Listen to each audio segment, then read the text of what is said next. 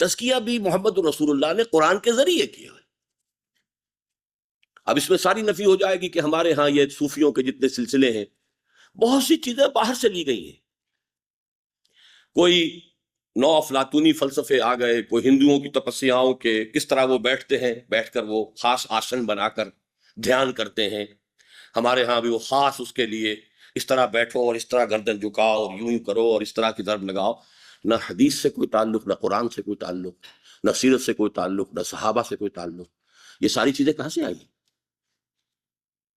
اور جب دیکھو گے تو ایک روشنی ایسی نظر آئے گی، ایک پیلی آئے گی، ایک نیلی آئے گی، نفس کا رنگ ایسا ہے، فلاں کا، کہاں سے لیا ہے؟ نہ قرآن سے نہ سنت سے، یہ تو آیا ہے تو آپ کے ہندو فلسفوں سے آیا۔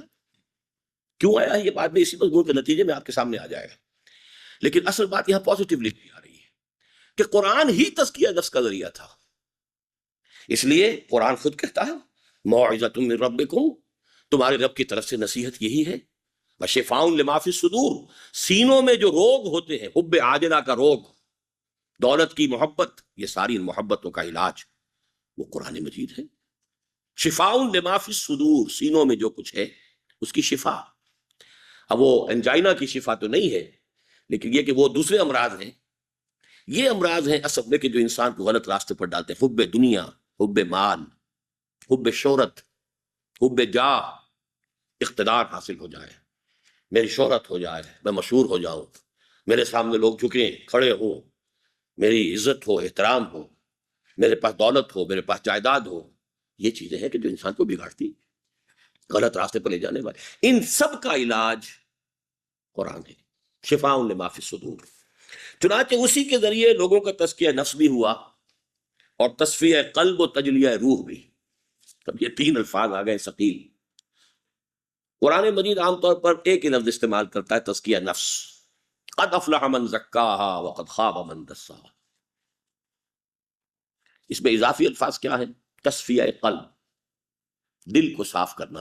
اگرچہ تصورات موجود ہیں، جیسے کہ وہ حدیث وہ شاید ہم پڑھ چکے ہیں، آپ نے پڑھی ہوگی لازماً، ان هذه القلوب لتصدع، قرآن مجید کے حقوق میں آ چکی ہے یہ حدیث، ان دلوں کے اوپر زنگ آ جاتا ہے،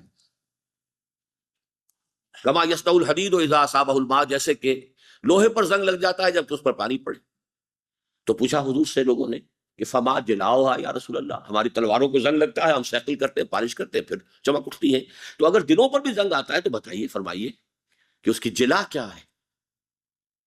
اب اس کا جو جواب دیا، کثرت و ذکر الموت و تلاوت القرآن، دو چیزوں کی کثرت کرو، موت کو کثرت سے یاد رکھو، یعنی یہ مغالطے میں نہ کہیں مبتلا ہو جانا یہاں ہمیشہ رہنا ہے۔ اگرچہ آپ کسی سے پوچھیں گے تو کوئی نہیں کہے گا کہ مجھے یہاں ہمیشہ رہنا ہے، لیکن خود آپ اپنے ذہن میں جھانکیں گے، سب سے زیادہ ہم چیز کو، جس چیز کے تصور کو اپنے ذہن سے دور رکھتے ہیں وہ موت ہے۔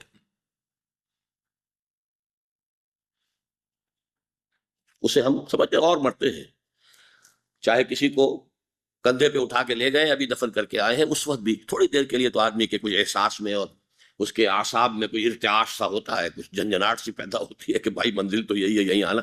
واپس آئے اور پھر وہ بال بچے اور دنیا کے دھندے اور دکان اور ڈاکٹر صاحب بیٹھے ہوئے تو مطلب، اور آپریشن تھیٹر اور یہ اور وہ سب چیزیں وہی کی وہی ہے، اسی میں آدمی ایسا گم ہوتا ہے۔ جو علامہ اقبال نے کہا ہے کہ کافر کی یہ پہچان کہ آفاق میں گم ہے، اور مومن کی یہ پہچان کہ گم اس میں ہے آفاق۔ وہ رہتا ہے دنیا میں لیکن اس سے بلند رہتا ہے، دنیا اس کے گویا کہ اس کے اندر گم ہو کر رہ جاتی ہے، وہ دنیا اس کو اپنے اندر گم نہیں کر سکتی۔ کافر کی یہ پہچان کہ آفاق میں گم ہے، اور مومن کی یہ پہچان کہ گم اس میں ہے آفاق۔ تو تصفیہ قلب، قلب کو صاف کرنا، قلب پر جو زنگ آ گیا ہے، قلب کے اوپر غبار آ گیا ہے۔ اسی لیے ہمارے اردو میں بھی، فارسی میں بھی آئینہ قلب، دل کو ایک آئینے سے تشبیہ دی گئی ہے، اور ابھی آپ پڑھ چکے ہیں سورہ نور میں، مثلا نور ہی کا مشکات فیہا مصباح، المصباح فی زجاجہ، ایک شیشہ ہے، اس شیشے کے اندر وہ جو دیا ہے وہ شیشے میں رکھا ہوا ہے، وہ آئینہ قلب ہے، اس کے اندر وہ روح ہے، اس روح میں وہ معرفت خداوندی اور محبت خداوندی موجود ہے، لیکن اس شیشے کے اوپر سموک آ گیا ہے، دھوئیں نے اس کو اتنا سیاہ کر دیا ہے کہ اب اس روح کی روشنی جو ہے وہ اندر ہی اندر ہے، باہر نکل ہی نہیں سکتی۔ اس کو اب صاف کر دیجئے، چمنی کو صاف کر دیجئے، اب اس کی روشنی جو ہے روح کی پورے وجود کو منور کر دے گی. یہی عمل ہے تصفیہ قلب. اور تیسرا لفظ میں یہاں اور لایا ہوں تجلیہ روح. تجلیہ جلی، یعنی اگر چراغ کی روشنی مدھم ہے، بتی ذرا نیچے کو ہو گئی ہے، تو آپ اسے بھی تو اٹھاتے ہیں نا ذرا اوپر کہ وہ لو بھی پوری ہو جائے. تو روح کے اندر بھی تجلیہ، تجلی، اس کی روشنی بڑھے. تین الفاظ اب یہاں آ گئے. تزکیہ نفس، یہ اصل میں ہمارے ہاں تصوف میں تو کہلاتی ہیں لطائف ستہ.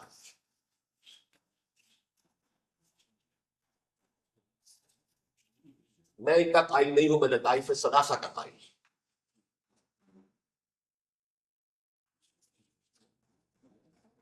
تین کیا ہے؟ نفس، قلب، روح. اور عجیب بات یہ ہے، اور یہ انشاءاللہ ایک اور مضمون جب ہم پڑھیں گے تو زیادہ تفصیلی بحث ہوگی.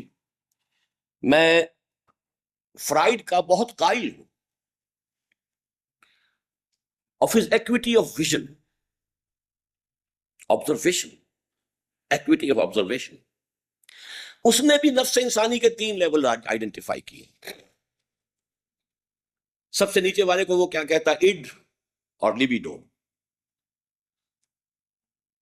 اس کے اوپر ایگو، پھر اس کے اوپر سپر ایگو. یعنی یہ مشاہدہ کر لینا بہت بڑی بات ہے کہ انسان کی مانوی شخصیت کے تین لیولز ہیں. اگرچہ اڈ اور لیبیڈو کو تو ہر انسان سمجھ سکتا ہے، یہ حیوانیت ہے، اس کے سارے حیوانیت کا جو خلاصہ ہے وہ یہ نفس ہے. پھر ایگو، پھر سپر ایگو. تو صرف تین کی تقسیم کے اعتبار سے میں اس کا بہت قائل ہوں. باقی نہ وہ ایگو کو صحیح سمجھتا ہے، نہ سپر ایگو کو سمجھ سکا ہے. سپر ایگو جس شے کا نام اس نے قرار دیا وہ بالکل اس کا دھوکہ اور فریب ہے. اب اس کی تفصیل میں نہیں جاؤں گا. وہ روح انسانی ہے. یہ جو قلب ہے اس کے اوپر دونوں دباؤ پڑتے ہیں. اسی لیے قلب کا نام قلب اس لیے ہے کہ قلب بدلنے کے، قلب ماہیت کسی شے کی اصل حقیقت کا ایسنشل چینج اگر ہو تو قلب ماہیت. اور دل بیچاری وہ شے ہے ہمارے جسم کا وہ عضو ہے جسے کسی کل چین نہیں ہے. یہ یا سکڑ رہا ہے یا جو ہے سکڑ رہا ہے پھیل رہا ہے، سکڑ رہا ہے پھیل رہا ہے، سکڑ.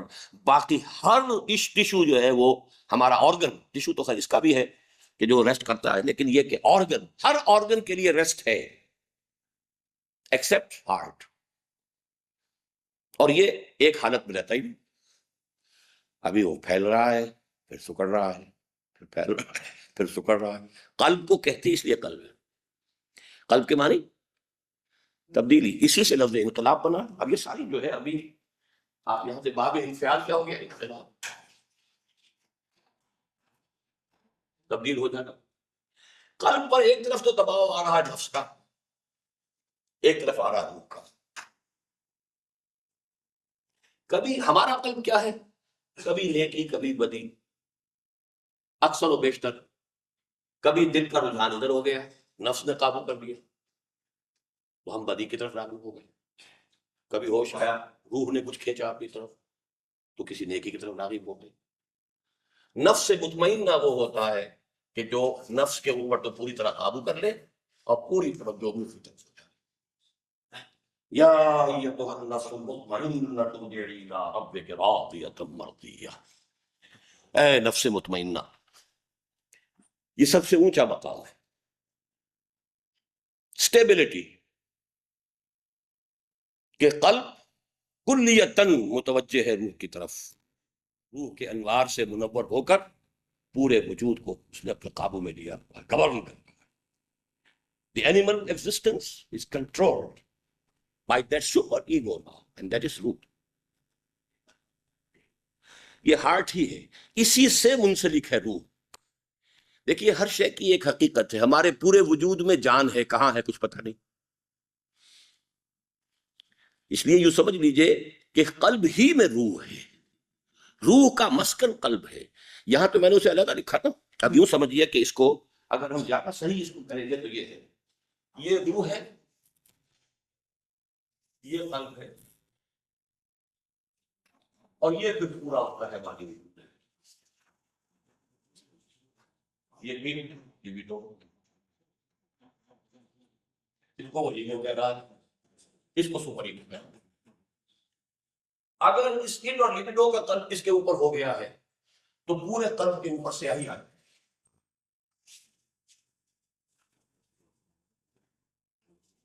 روح کے انوار اندر بند ہو گئے۔ اسی لیے میں کہا کرتا ہوں کہ پھر انسان چلتا پھرتا مقبرہ یا تعزیہ بن جاتا ہے، اس کے قلب میں روح مر چکی، دفن ہو چکی، اس کی کوئی روشنی باہر نہیں آ رہی۔ حضور نے اس کو بڑی پیاری انداز میں بتایا ہے کہ انسان جب گناہ کرتا ہے تو اس کے دل پر ایک داغ پڑ جاتا ہے، سیاہ دبا، توبہ کرتا ہے تو صاف ہو جاتا ہے۔ لیکن فرض کیجئے گناہ گناہ پھر گناہ پھر گناہ پھر گناہ، دبے پڑھتے پڑھتے وہ دل یوں بند ہو جاتا ہے، یوں آپ نے مٹھی بند کی، دل اس طرح بند ہو۔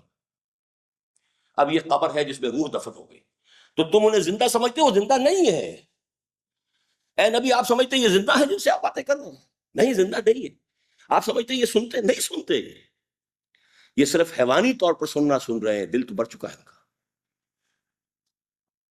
مجھے یہ ڈر ہے دل تو نہ مر جائے کہ زندگانی عبارت ہے تیرے جینے سے۔ بڑا پیارا شعر ہے۔ ایک ہمارا مادی وجود ہے، حیوانی وجود ہے، زندہ چل رہے ہیں، پھر رہے ہیں، انسان ہیں، گھوڑے کی طرح دوڑ رہے ہیں، بھاگ رہے ہیں۔ مجھے یہ ڈر ہے دل زندہ تو نہ مر جائے کہ زندگانی عبارت ہے تیرے جینے سے۔ اگر قلب ہے، چنانچہ سورہ قاف میں الفاظ ہے لمن کان لہو قلب، جس کا دل ہے۔ ویسے تو دل سب کا ہے، ابو جہل کا بھی دل تھا، پمپ تو کرنے کے لیے موجود تھا اس کے دل میں، یہ اس کے جسم کے اندر خون کو پمپ کرنے والا، اس کے اندر کی حقیقت مر چکی تھی۔ تو اب اگر یہ اوپر سیاہی آ گئی ہے تو اب یہ پورا انسان جو ہے یہ گویا کہ اب حیوان بن گیا۔ لیکن اگر یہ صاف ہو گیا ہے تو روح کی روشنی جو ہے وہ پورے وجود کو منور کر رہی ہے۔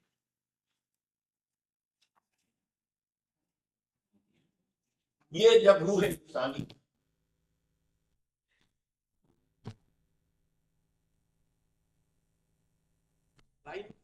محمد،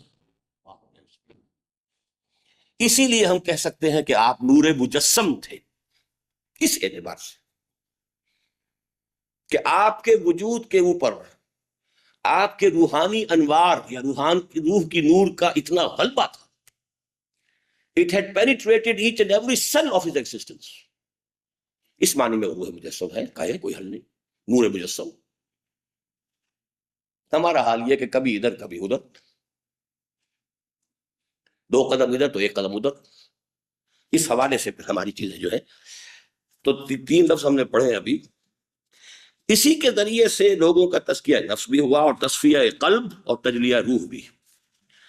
اب دیکھیے کچھ الفاظ آ رہے ہیں قرآن مجید کے، گویا انذار ہو یا تبشیر، یہ الفاظ ہم پڑھ چکے ہیں۔ انذار خبردار کرنا، تبشیر بشارت دینا، تبلیغ ہو یا تذکیر، یہ الفاظ بھی ہم پڑھ چکے ہیں۔ ذکر، تذکر، تذکیر یاد دہانی کرانا، تبلیغ قرآن پہنچا دینا، موعظت ہو یا نصیحت، تعلیم ہو یا تربیت، تزکیہ ہو یا تصفیہ، تجلیہ ہو یا تنویر، تنویر بھی نور سے بنے گا، باب تفعیل، منور کرنا۔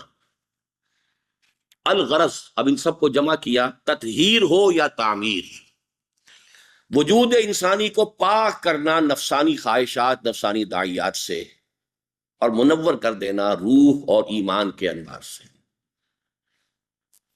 محمد رسول اللہ صلی اللہ علیہ وسلم کا پورا عمل دعوت و اصلاح قرآن مجید ہی کے گرد گھومتا ہے۔ تذکیر کرائیے قرآن کے ذریعے سے، فذکر بالقرآن من یخاف وعید، اے نبی یاد دہانی کرائیے قرآن کے ذریعے سے۔ فإنما یسرناہ بلسانک، اے محمد ہم نے اس قرآن کو آپ کی زبان پر آسان کر دیا ہے، لتبشر بہ المتقین وتنذر بہ قوما لدا، کہ اس کے ذریعے سے آپ جو پرہیزگار ہیں انہیں بشارت دیں، اور جو جھگڑالو ہیں ان کو خبردار کر دیں۔ قرآن سے انذار، قرآن سے تبشیر، یہ ہم پڑھ چکے ہیں قرآن مجید کے حقوق میں۔ اوحی الی ھذا القرآن لانذرکم بہ ومن بلغ، یہ قرآن مجھے میری طرف اسی لیے بھیجا گیا ہے کہ اس کے ذریعے سے تمہیں خبردار کر دوں۔ تو انذار ہو، تبشیر ہو، تذکیر ہو، تزکیہ ہو، تجلیہ ہو، ان سب کا ذریعہ